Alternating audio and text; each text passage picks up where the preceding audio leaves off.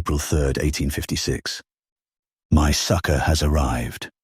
For over a year now, I have been in London, exercising my duties in the House of Lords to aid Mr. Palmerston's government in bringing about the conclusion of the war in the Crimea. Those who have read these pages are well aware, I am certain, that I do not relish government office. The endless meetings and floor sessions and meandering speeches by whips and crossbenchers and the Lord Spiritual could drive a man to madness and represent nothing less than utter tedium to a man as afflicted by wanderlust as I. Still, with privilege comes responsibility, and when country and party call, it is my duty to don my robe, cast my vote, and maintain the proud heritage of the House of Blackwood as defenders of the Church and the State. With the Russians acquiescing to the treaty that has been signed in Paris this past Sunday, the war has ended, and so has the necessity of my sitting in Parliament. No sooner had I returned to my London estate after the final meeting, when Deeds informed me a caller had visited in my absence. Dr. Hightower, the astronomer, has requested that I meet him 2 nights from now at Greenwich for a demonstration and the discussion of a most interesting proposition. I have not heard from Dr. Hightower since our trip to Mars in 1843. If the news he has in mind to share with me is as elucidating as it was in the days leading to that adventure, then this shall be a welcome change from the quiet desperation in which I have suffered this past year. April 6, 1856. It has been many years, dear reader, since I was a man young enough to stay awake all night and feel no worse for it the following day. Of course, the nature of the occupation requires that an astronomer keep odd hours, and so it was half before midnight last night when I met Dr. Hightower at the Royal Greenwich Observatory. Dr. Hightower was most excited to see me, for a man who is typically most dour and sedate, concerning himself with the abstractions of physical science. He was uncharacteristically exuberant. He spoke to me of great discoveries and unique opportunities as he ushered me upstairs to the observing chamber, where the facility's great telescope laid bare the heavens to man's prying eye. For several years, Dr. Hightower informed me, he had been busily engaged in making refinements to the telescope that allowed it to compensate for the interfering effects of our atmosphere, allowing him to observe the heavenly bodies in levels of detail never before imagined. The doctor seated me before the great device and bade me to look into the eyepiece of the telescope, which he had delicately adjusted to expose his great discovery. I beheld, amidst the blackness of space, a massive rock, one of the many asteroids that Mr. Piazzi and his associates had discovered between the orbits of Mars and Jupiter in recent years. But unlike the copperplate daguerreotypes that had been published in the Times, this was no barren rock adrift in the void. Save for a few tiny blotches, the entirety of the oblong body was coated in a sea of verdant greenery, the unmistakable color of the virgin jungle. I fancied I could even see the leaves of the canopy that enveloped the miniature world, and at its pole I espied what resembled a palm tree, truly gargantuan in size, towering above the foliage of the world. This was a most interesting discovery indeed. While the famous canals of Mars had proven to be mere illusions when I visited them, and its atmosphere I found most unpleasant to breathe, here was proof, plain to see, that God in his wisdom had not set living things on our celestial sphere alone, but that the galaxy itself had been seeded with the germ of life. Dr. Hightower had first discovered the asteroid, which he had named Victoria in honor of our dear Queen, 5 years ago, during the mania following Mr. Leverrier's discovery of the planet Neptune several years before. He had kept his discovery secret he told me, for he had a plan to announce its existence in a manner as grandiose as no astronomer has ever done. For 4 years, at his estate in Wales, Dr. Hightower has employed a team of men constructing a rocket similar to the one proposed by Mr. de Bergerac 2 centuries ago, larger and sturdier than the one that carried us to Mars on our previous voyage. Last week, the final preparations had been made, and the rocket now stood, fueled and ready, to escape the bonds of gravity and carry to Victoria a scientific expedition that will rival Mr. Darwin's. The astronauts will for several months have time to catalogue and sample the flora and fauna of Victoria and, for the first time since the discovery of Australia, return bearing knowledge of a new world and cement the names of those explorers in the annals of history. For months, Dr. Hightower has been assembling a crew to conduct this expedition. He has pilots, cooks, archivists, writers, daguerreotypists, painters, men-at-arms and labourers, he told me, but he wants for one thing, a naturalist to manage the exploration and scientific observation of this foreign planet. And of all the men of learning he has known, he could think of no better individual than I to play this part. How could I refuse? Today, I have been busy taking stock of what I shall need. We set off for Victoria on the 21st, when our world shall draw the closest to Victoria that it shall be in the next 30 years. And if luck and providence provide, we shall return by Guy Fawkes night. It is rare that I have ventured so far from our land of hope and glory, but England shall have to endure in my absence for a time.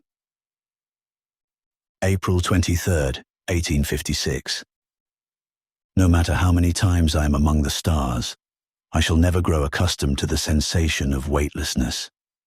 One must learn anew how to perform the simplest tasks in this environment, as if returning to infancy, how to move about, how to eat and drink, how to sleep, even how to engage the water closet, for absent the caress of gravity, the slightest unintended twitch can send one hurtling every which way, and the slightest loose drop of moisture, applied to our rocket's apparati, could spell disaster.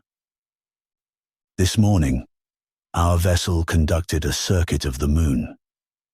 Dr. Hightower explained to me that we shall use our closest neighbour's gravitational field to produce an effect not unlike a slingshot, granting acceleration that shall enable us to reach Victoria months before we might reach it otherwise. To achieve our target, we must travel twice as far through the blackness of space as the distance that stands between our Earth and the Sun itself. Thus far, Dr. Hightower assures me, all has gone in accordance with plan, and we should reach Victoria by the 1st of July. We took advantage of our approach to the moon to make as many observations as we could. We took several daguerreotypes from the onboard telescopes, and the artists have produced depictions of the dark side, which Dr. Hightower informs me are the first ever made by man. I am told that the surface of the moon is an inhospitable place, wanting entirely for air to breathe, that a vacuum suit would be necessary to stand upon its surface, and that it will likely be 100 years or more before such a deed is feasible. Still, I would very much like some day to attempt it. May 24th, 1856. Today is the Queen's birthday, and beside that, today marks the point where we are officially halfway to the world named for her. In her honor, we held a party in the rocket's cafeteria. There has been little time for frivolity on this voyage thus far. All 63 of us have our appointed tasks to conduct every day, for our rocket is one of the most complex and intricate devices that man has ever engaged, and we are surrounded on all sides by millions of miles of emptiness from which no salvation will come if we are remiss in our duties. Dr. Hightower toasted the Queen as we sipped the precious rations of champagne he had stowed for specifically this occasion, and I offered a toast to science and to the progress of our empire. I wonder, what would Her Majesty say on this occasion if she knew that Englishmen were praising her name 90 million miles away? I spent a good deal of time contemplating this as I stared out a porthole into the darkness, the stars holding steady in the distance as we hurtled through the cosmos at a greater velocity than man has ever imagined. One truly feels small in these expanses. How insignificant is a man? How great is the mind of God, that in 1,000 lifetimes one could not hope to cross from one end of the universe to another. June 30th, 1856. Today, we entered into Victoria's orbit. The artists and photographers have been busy at the portholes and telescopes, creating the first records of this unexplored Eden. I was barely able to manage a peek for a few moments before giving up my spot, and I found myself utterly rapt at the sights that laid before me. What Dr. Hightower had shown me in the telescope at Greenwich was no illusion. The surface of the asteroid, now scarcely a dozen miles beneath my feet, was indeed blanketed thick with foliage, and I even fancied briefly that I espied a bird fluttering amongst the canopy. Tomorrow, almost all of us shall board the landing craft and embark for the surface itself, the handful of pilots remaining aboard the rocket to maintain its orbit while we catalogue Victoria's wonders for the next 2 months. Dr. Hightower has selected a landing zone at the edge of one of the cratered regions, where there is a break in the foliage large enough to attempt a landing without fear of being obstructed by the flora. I feel as Mr. Columbus must have felt when he espied the tawny, native people of San Salvador through his spyglass. We are on the cusp of revelation of the sort that happens but once in a lifetime. For tomorrow, I, Theodore Thomas Blackwood, explorer and gentleman, shall set my foot upon the virgin soil of a new world. July 1st, 1856. Oh, glorious day. It was barely 5:30 London time when our landing craft separated from the main rocket and made its way towards the surface of Victoria. The pressure of re-entry was almost unbearable, and flames licked the windows of the craft as we descended. It was dark outside the craft when we finally impacted the edge of the crater. Victoria is of such small size, Dr. Hightower explained, and of such an irregular shape that it takes little more than 4 hours for it to complete a single rotation. Day and night are brief affairs. One can almost watch the sun, from this vantage a dim and distant orb, no larger than the moon, race across the purplish sky from when it rises in the north until it sinks in the south. Because Victoria is so minuscule in relation to the Earth, Dr. Hightower had warned us that we would weigh but a tiny fraction of what we do there. Perhaps it was simply because I have become so used to weightlessness in the past 2 months, but I feel no lighter here than I ever have. Shortly after we made landfall, Dr. Hightower addressed us with a matter most grave. We know not, he said, whether the environmental conditions of Victoria are conducive to human life. It is entirely possible that the air of this world is unbreathable, or that its flora exude compounds poisonous to man, or that vicious beasts stood ready to tear a man apart, or that the air itself was lousy with bacteria that would kill a man slowly from the inside. It would be necessary, he said, for a single man to expose himself to Victoria before the rest of the expedition alighted, and by his fate demonstrate whether it was safe for man to even exist on this world. It was entirely possible that that man might die, and that his death might be most slow and uncomfortable. But such a sacrifice if it had to be made, might save 56 other lives. No man would be forced to make this sacrifice, Dr. Hightower said. He sought only a man who was willing to risk his life in the name of science. I immediately volunteered myself as a guinea pig. Dr. Hightower at first objected. I was too critical to the mission, he said, to risk my life so frivolously. I put forth the proposition that as a peer of the realm and a gentleman, I have an obligation to, as it were, lead from the fore, and that I would never dream of putting any man under my authority into a position of hazard that I was not myself willing to occupy. If Victoria was too toxic for man to explore her wonders, I argued, then there could be no further expedition to begin with. And therefore, if I died in ascertaining its safety, there was nothing lost. The men were in solid agreement with this logic, and Dr. Hightower acquiesced. Shortly before 11 in the morning London time, as the sun arose over the crater's edge, I stood alone, in my finest khakis, boots, and helmet, in the landing craft's airlock. The hatch opened, and I breathed my first breath of Victorian air. It was hot and thick, more severe even than the oppression of the Amazonian jungle, with a bitter scent not unlike cinnamon. I breathed deeply, and though it was a most laborious effort, I found it not as hostile as the choking air of Mars, nor as cruel and unyielding as the sparse atmosphere of the Himalayas. Though I stood bare and exposed on a world where man had never before dwelled, I lived.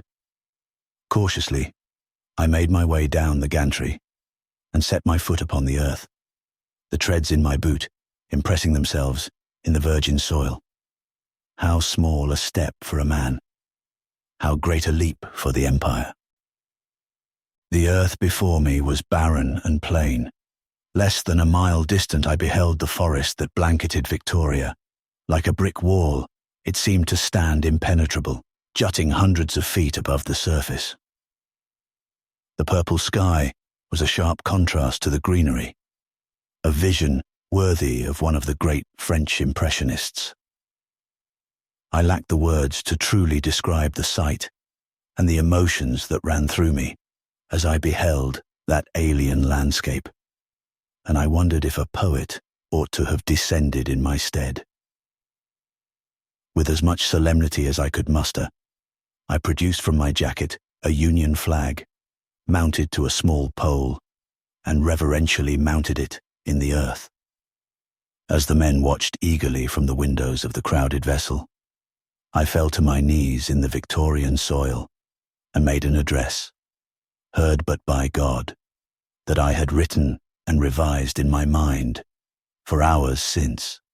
I, Theodore Thomas Blackwood, Commander of the Most Excellent Order of the British Empire, 7th Viscount of Winchester, do hereby claim in perpetuity this land, the planet Victoria, in the name of Her Majesty the Queen Victoria and of her British Empire, on this, the 1st day of July, in the year of our Lord, 1856, and do hereby pray to our Lord and Saviour that our expedition to this land shall be fruitful and pleasing unto him.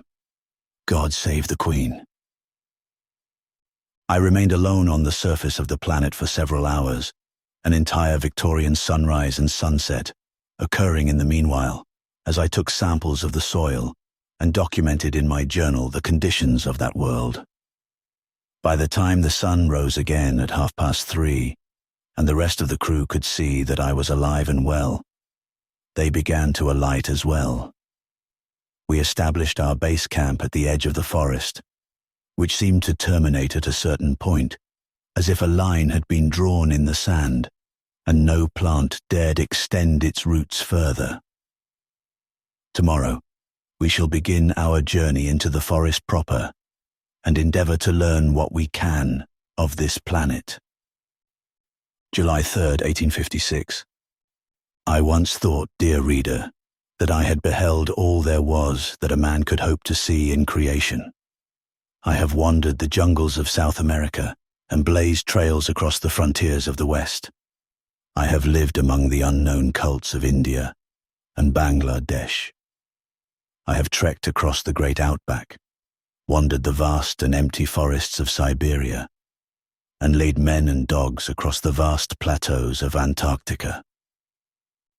So I had thought until this day. Were I to make a comparison, I would say that the Victorian forest is most like that of the rainforests of Brazil. Beneath the massive trees, little of the already sparse sunlight reaches, and were it not for our electric torches, we would be altogether blind. The undergrowth is thick and impassable, and we have had to make liberal use of our machetes to cut a path into the forest. Dr. Hightower's thermometer attests that the temperature, day or night, is almost a constant 130 degrees Fahrenheit, hotter than all but the most desolate of the Arabian wastelands. The flora here must derive their nutrition from the heat of the air, for no terrestrial plant could hope to blossom in an environment this dim. Already, we have collected several hundred samples of organisms unlike none that have been seen on Earth.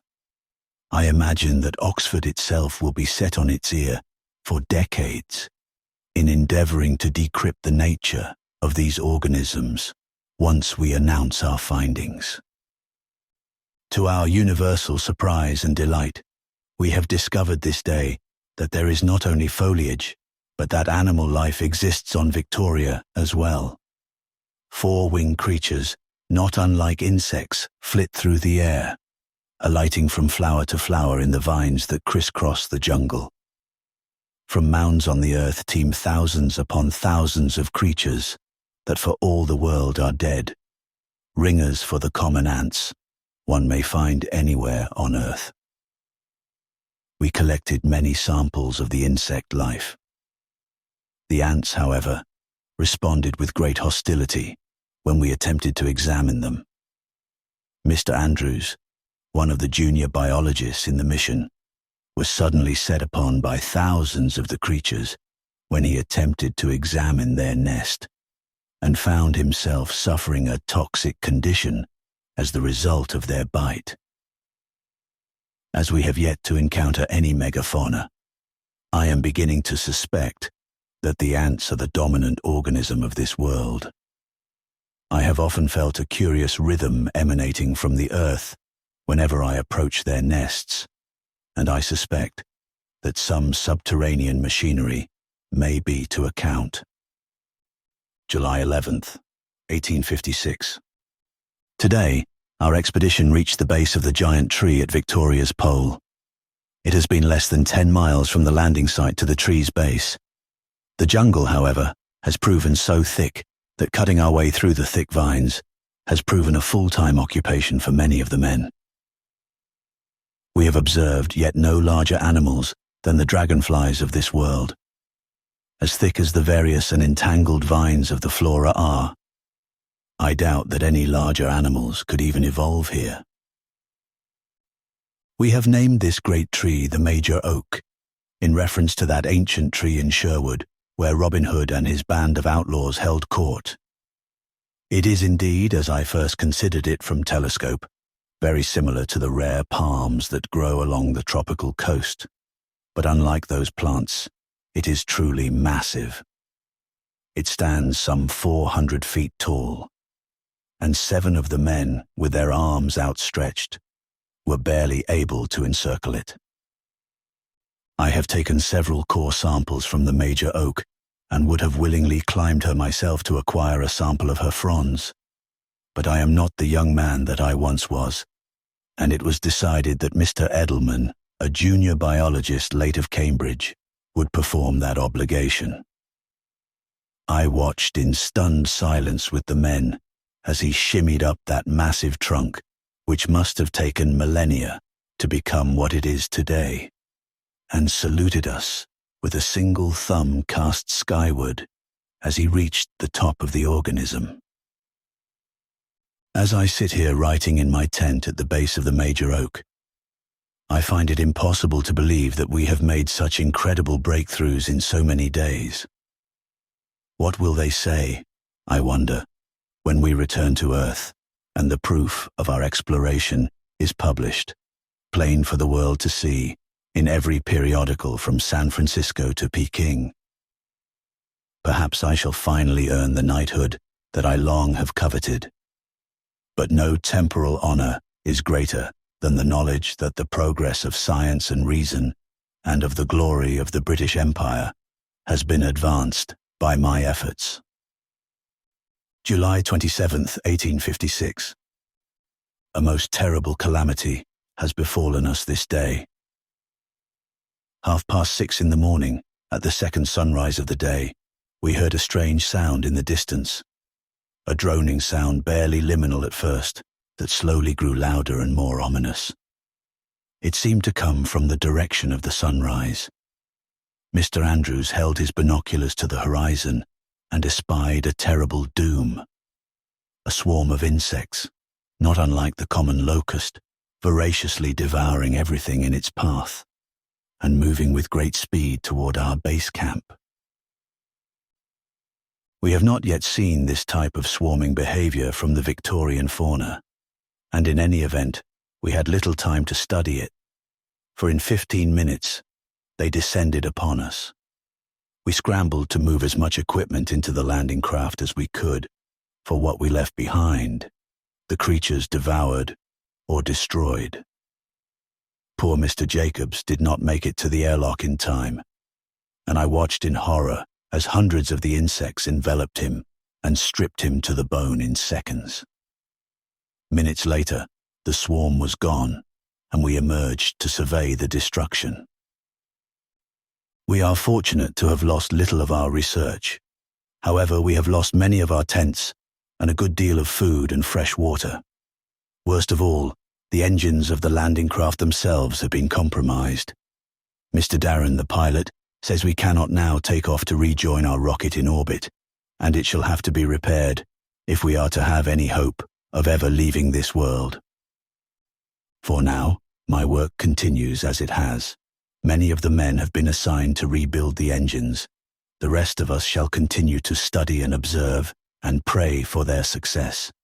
Dr. Hightower says that the rocket must begin its return to Earth no later than the 1st of November, lest the distance between our worlds become so great that the trip would be years in the taking.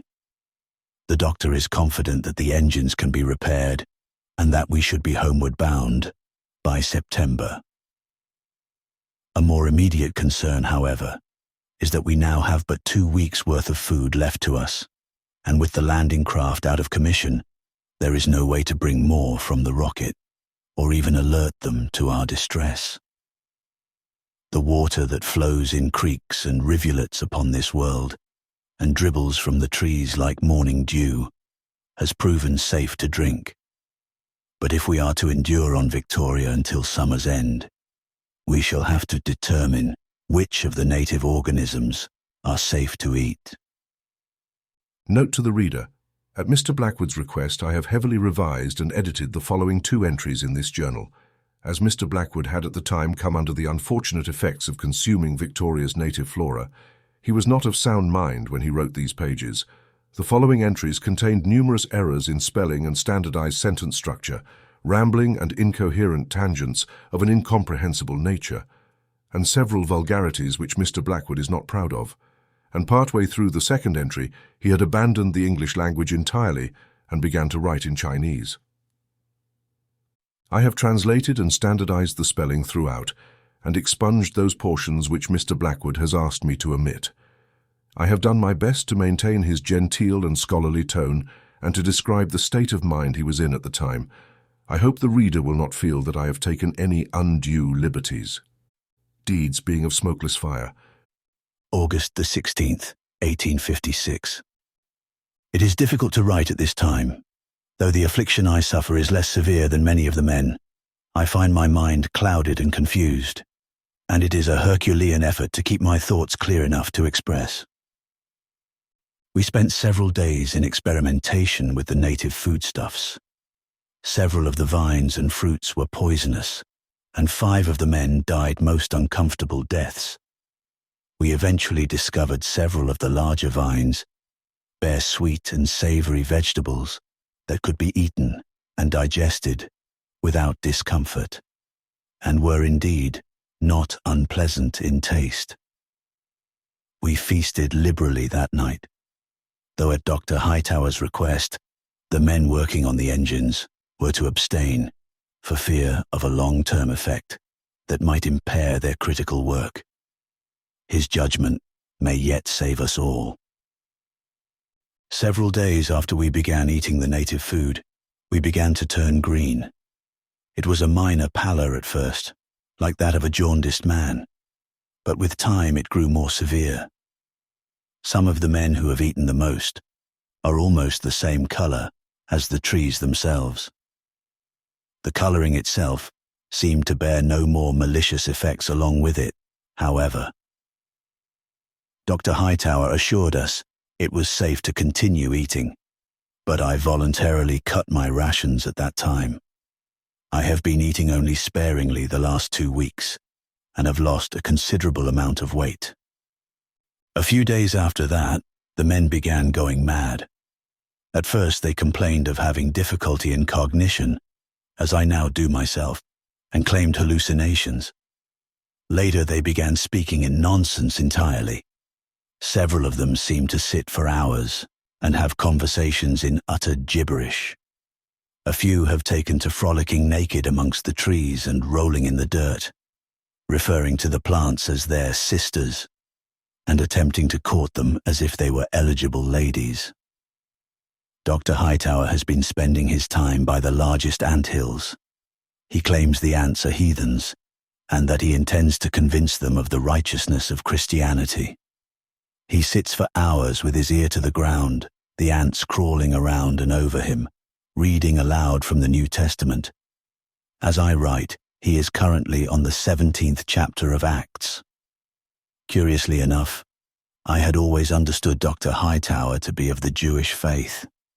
I pray the engineers have our vessel repaired soon, for I fear the men may be beyond saving if we remain here much longer. I had to shoot 2 of the men yesterday. They had come to the determination that our landing craft was a great metallic devil and had to be slain, and were attempting to chew their way through the wires of an instrument panel. We are almost out of terrestrial food. The engineers may have to begin eating Victorian foliage in a day or 2, and choose between madness or starvation.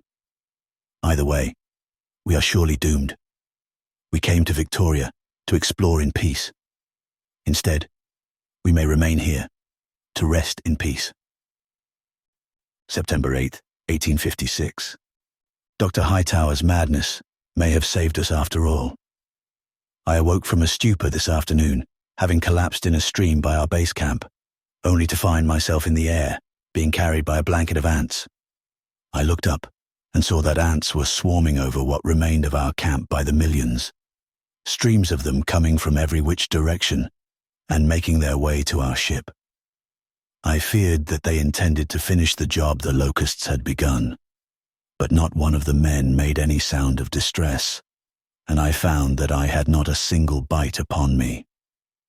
The ants were carrying men by the dozens and loading them into our lander and carrying other objects as well. Great hunks of metal and tools the likes of which I have never beheld before. They crawled in and out of the damaged engines. By God, they were repairing them. In less than 2 hours, Mr. Gregory, the engineer, a man now emaciated and half-starved for want of food, reported that the engines had come alive and our escape was possible. Not all of the men were aboard, but we saw no sign of the others. Either they have perished or run off into the forest in utter madness. In any event, those of us of sound enough, mind voted and decided we could not spare another day to search for them. We have been given an opportunity, and we must make use of it. I caught a final glimpse of the Union flag I had planted in the soil in July as we lifted off.